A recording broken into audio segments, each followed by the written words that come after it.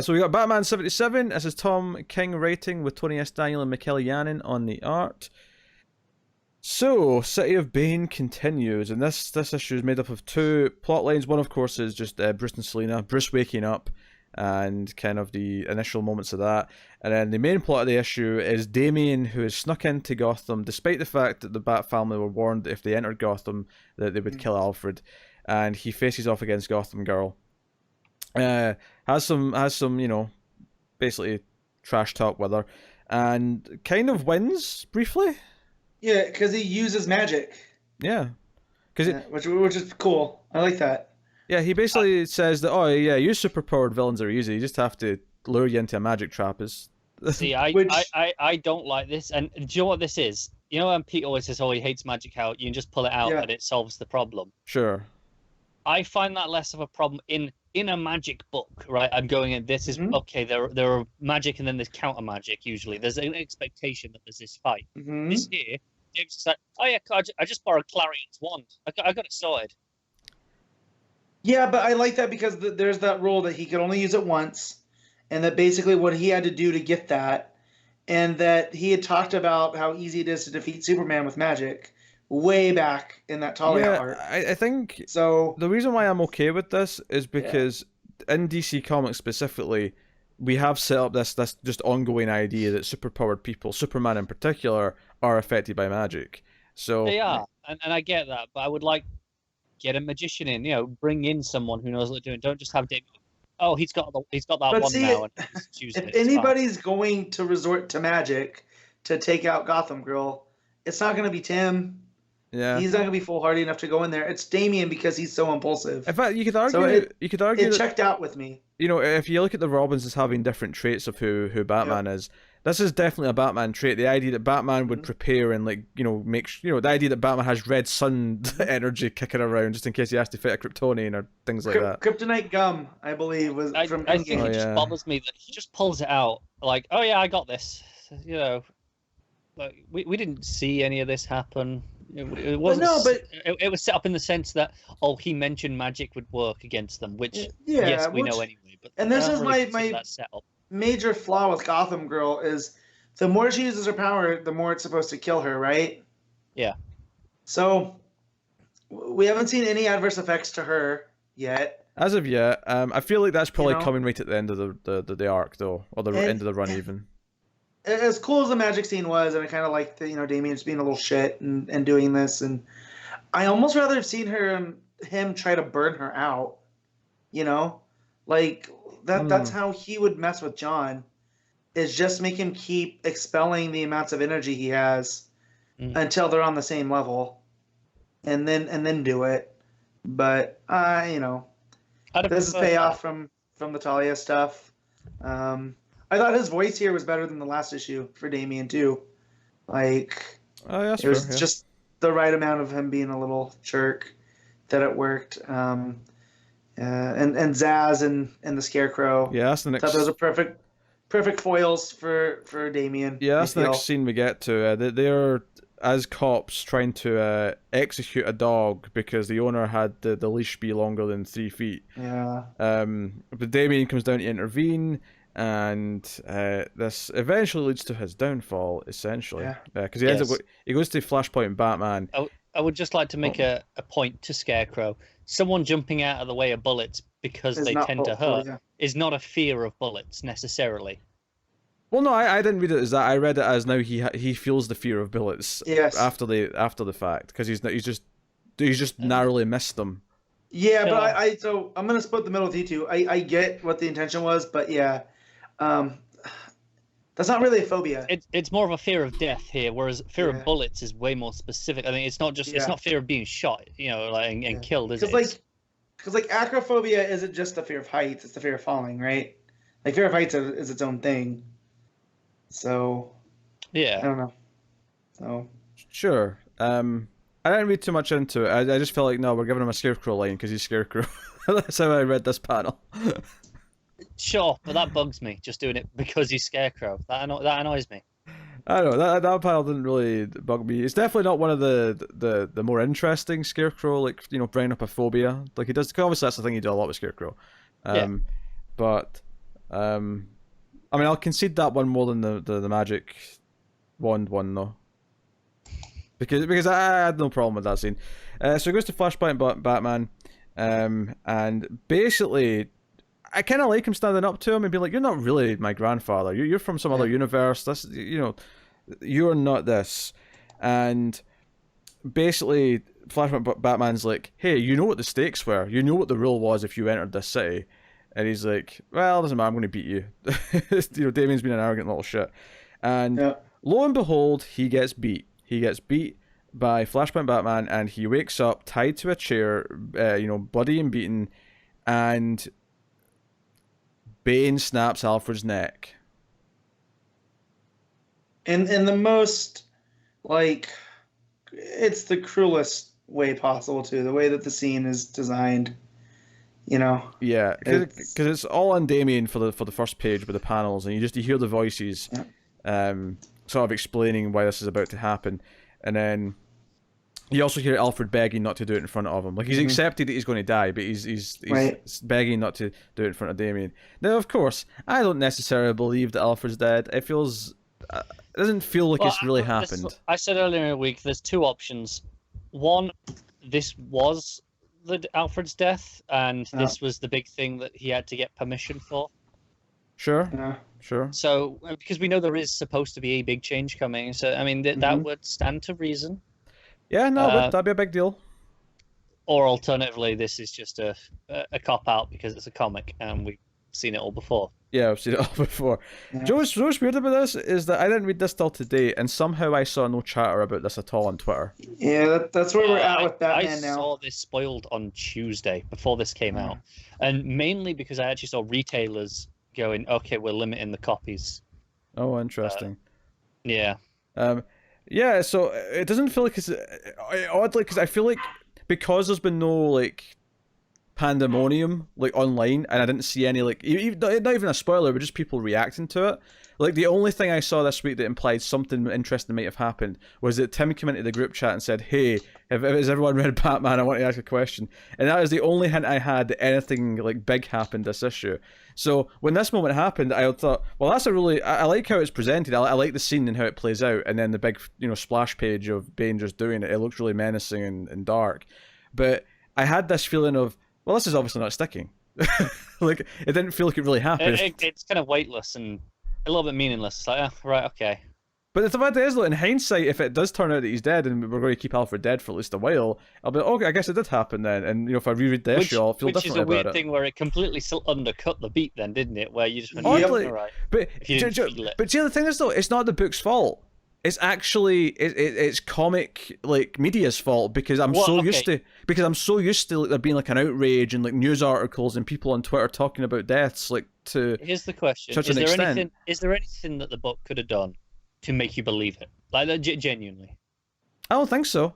Because my issue here is not what the book does. My issue is that because there was no reaction, I just don't feel like it really happened. Yeah, we should say, you know, this is as blatant as it gets if they're going to pull a fake out, because we've got, you know, it's Damien's point of view, which is a character we can usually trust. It's Bane snapping it on panel. It's not hidden. Now, you know, again, I say it's Damien's point of view. Could be some scarecrow toxin. Don't forget Psycho Pirate's mask is in play. Yeah, there's definitely things there that could be at play that explain why this isn't real, but at the same time, though, like, I don't feel like Bane would have any reason to not just kill him. Like, Bane feels like he would just do it. But here's the whole thing. Now that means, even with Damien, and Damien brings this up, without Alfred, now that there's me, right? Now he's the person that they'll kill hostage. If they come in. Yeah. Like, so what? Batman and Catwoman are gonna sneak in and risk his son's life? That's even, you know. That's even worse than Alfred. I mean, I feel like yeah, but this is the thing, though. Batman's going to do it no matter what. He was always going to do it, even with Alfred's life in the line, because he's going to try and take back the city. He might have done eventually. Right, but that's what I'm just saying. Like, it doesn't solve the Batman problem. Like, they think Batman's gone. He's having a nice little stroll around Paris and that stupid cafe from Dark Knight Rises. I was thinking that as well, actually. Yeah. To be fair though, they said the Bat family, like, because they think Batman's defeated, they didn't actually specify Batman.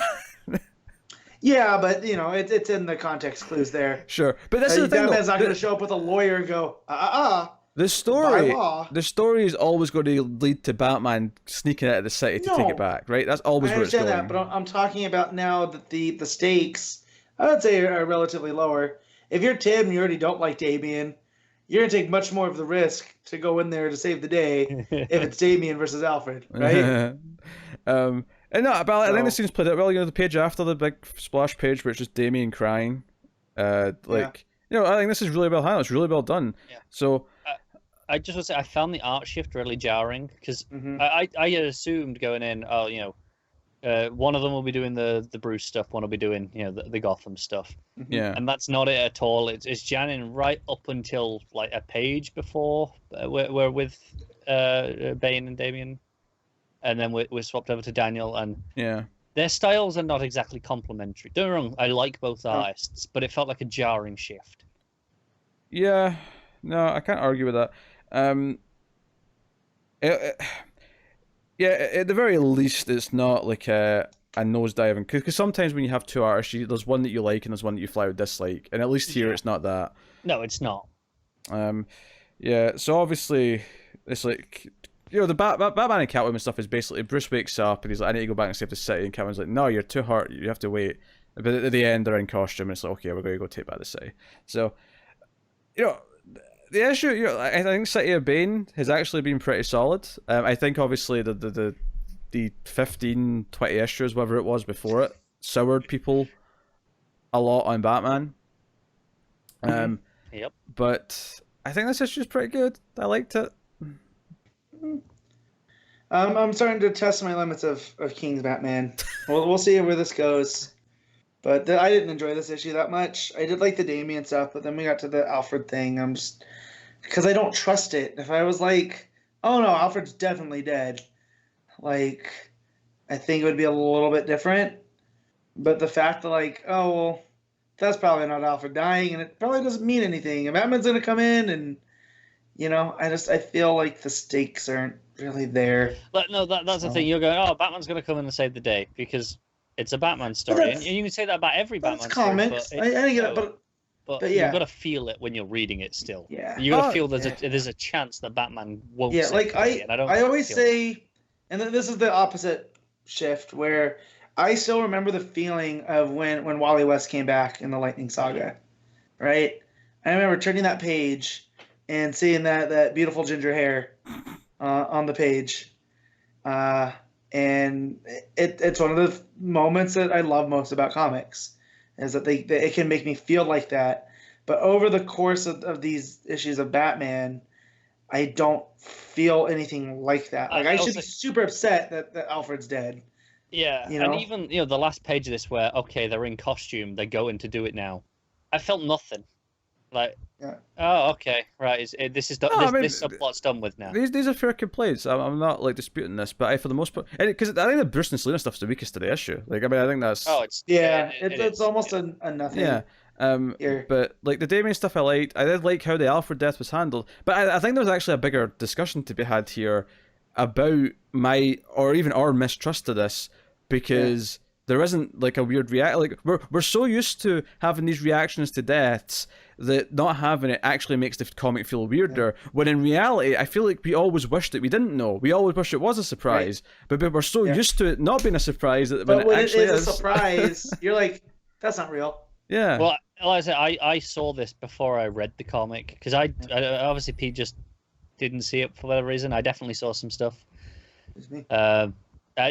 Headlines is blank really dead in Batman 77. It was a headline from probably CBR. It was, because I just read that article. There we go.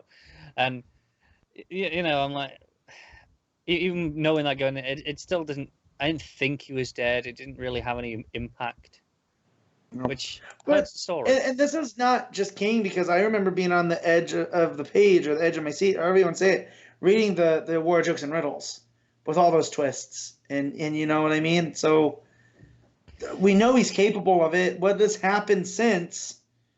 You know. Yeah. No, I'm with you. When I'm invested into it, it's Yeah. like there are movies I can watch where I know someone's about to die, and it still hits me because it's got impact and weight in it, right? You won't. This won't resound with you, but I just watched Endgame last weekend, and parts of those still hit me emotionally and I know what's coming. You know, like there's certain parts of that just. Joe, I think that maybe an actually even more appropriate reaction. I mean, I didn't get this feeling, but I know a lot of people. Infinity War, it made them give a shit when people were, dying or vanishing. Right? People cared, even though we all know they're coming back in the next movie. Right? It's not a big surprise we know where this movie's going, but people cared. This here, where you go, well, Alfred's probably not really dead, but I didn't care. I didn't even care that it was doing it.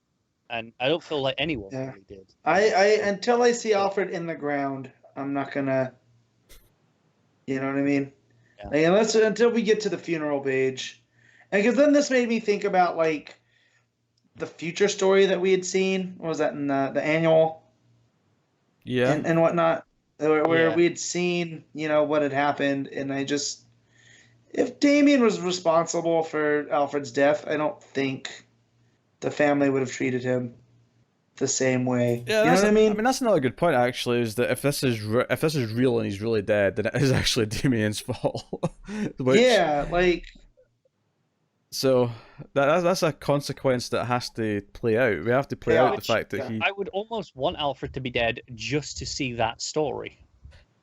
Yeah, I mean, the thing I like about it here is I do like the idea of that they said, no, if any Bat family member comes out of the city, we're going to kill Alfred. I like the fact that when someone did, they just killed Alfred. Like, I like that there was no... Bane delivering on his word is very Bane. Yeah, I like the simplicity of that. I like the simplicity of... No. I said don't do this, you did it. Snap. There, easy. Makes it feel very vicious. So is this basically what Batman Catwoman's going to be? Is the search for Alfred? They have to go find his spirit in the underworld? Yes. Now I want the Batman story where him and Catwoman have to venture down into Hades, and Alfred's waiting there, and he's like, "No, Bruce, this is my time's up." And see, that's the emotion. That's the emotion I could get behind, and him having to lose another parent, but this time as an adult, and what that would do to him. I don't feel that. I don't feel that here. I don't think I want to see them speak to Alfred as a ghost or whatever. I don't want that. Oh, I do. If Alfred's dead, I never want to hear another word from Alfred that's not a recording or a letter or something that he did before he died. No, I want the underworld scene now. He's on the other side of the river Styx. With few exceptions, I hate hearing from characters as a ghost or in the afterlife or whatever. When they're dead, I want to know they're gone. Is this why you don't like ghost movies, Pete? I like some ghost movies, but I mean, if they're just horror stories, then I'm fine with it. But anytime that's why you like Insidious, because it's not so much ghosts as much as it's something else. No, but anytime there's like a haunted movie, and eventually, like at the end, like the dead parent, the good ghost will show up to help. Like I roll my eyes every time. I freaking hate it. It's garbage. Don't do it, writers. What are we rating this book, Matt? What are you giving it? I'm gonna give it 7.5. I did like the art and certain aspects of it. Like it wasn't as bad, but this run's wearing thin. I'm ready for a new Batman writer. Well, luckily for you only got about 7 issues left. Yes, I know. Connor. I'm giving it a 5. Fair. Yeah, it's not the worst issue, but I have complaints and I didn't really enjoy it. It's just I've read it. I hate it. Oh dear. I will give it an 8. I like the issue. Bruce and Slater stuff's a bit weaker, but the actual core Damien stuff was really good. Damien's arrogance, basically getting Alfred killed, feels like it should have big fallout. And hopefully it is real. I mean, even though the moment maybe doesn't play as perfect as it should, like I hope they stick with it just so that it doesn't feel like a cheap comic book thing. But hey, and also Bane being behind the death of Alfred like really elevates Bane in a way. Like, no, he's the one. See, I've always liked Bane. I have a friend that's a huge Batman fan that does not like Bane. So we disagree big on that. I can see that. It definitely adds a feather in his cap. Your friend is a fool.